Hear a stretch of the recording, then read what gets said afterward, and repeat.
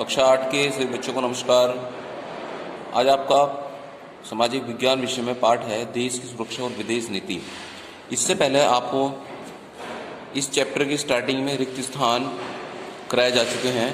आज इसी क्रम में आगे बढ़ते हुए हम लोग इसके कुछ प्रश्न उत्तर और सही गलत ये प्रश्न करेंगे। सबसे पहले निम्नलिखित में से सही के सामने सही और गलत के सामने गलत का निशान लगाइए। पहला इसमें भारतीय सेना के तीनों अंगों का मुख्यालय दिल्ली में है, बिल्कुल सही है। इनका तीनों का हेड ऑफिस नई दिल्ली में ही स्थित है। दूसरा, वायुसेना के अध्यक्ष को एडमिरल कहते हैं, गलत। वायुसेना का अध्यक्ष जो होता है वो एयर चीफ मार्शल होता है। तीसरा, महिलाओं को सेना में भर्ती नहीं किया जा सकता है, बिल्कुल गलत है। महिलाएं भी सेना में भर्ती होती हैं।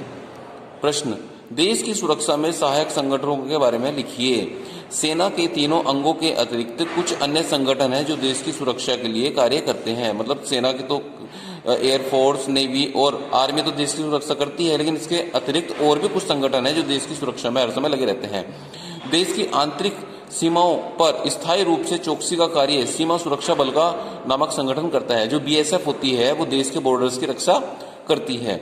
सुरक्षा बल नामक संगठन कार्य करता है। समुद्र तट की सीमाओं की सुरक्षा तटरक्षक संगठन कार्य करता है। जो समुद्र तट होते हैं उनकी सीमाओं की सुरक्षा कोस्ट गार्ड नामक एक संगठन होता है, जिसे तटरक्षक संगठन भी कहते हैं, वो करता है। जो समुद्र के रास्ते होने वाली तस्करी, अवैध रूप से आने वाले सामान को रोकता है, मतलब जिससे कि कोई व्यक्ति अवैध रूप से भारत के अंदर किसी भी प्रकार के सामान को या खुद प्रवेश न कर सके।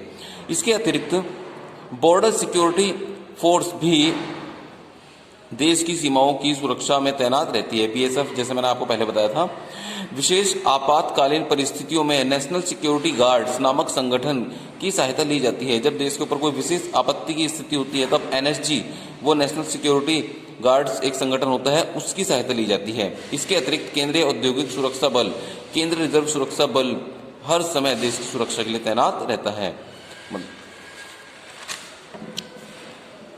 नेक्स्ट प्रश्न है हमारा, विश्व में शांति स्थापित करने के लिए भारत ने किस नीति का समर्थन किया?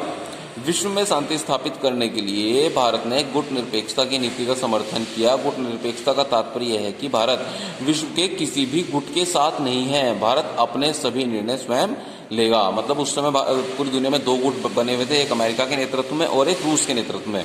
तो उस समय भारत ने अपनी नीति जारी करी और उसने कहा कि भारत किसी भी गुट के साथ नहीं रहेगा और भारत जो भी निर्णय लेगा वो स्वतंत्र रूप से लेगा।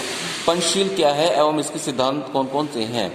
देश के प्रधानमंत्री पंडित जवाहरलाल नेहरू युद्ध के स्थान पर शांति को महत्व देते थे।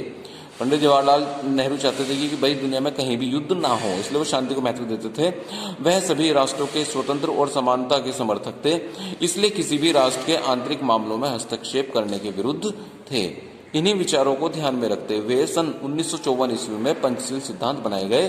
इनके सिद्धांत निम्नलिखित थे। पहला पंचशील सिद्धांत यह था कि एक दूसरे देशों की सीमाओं और संप्रभुता का सम्मान करना, मतलब किसी भी देश की सीमा का उल्लंघन नहीं करना।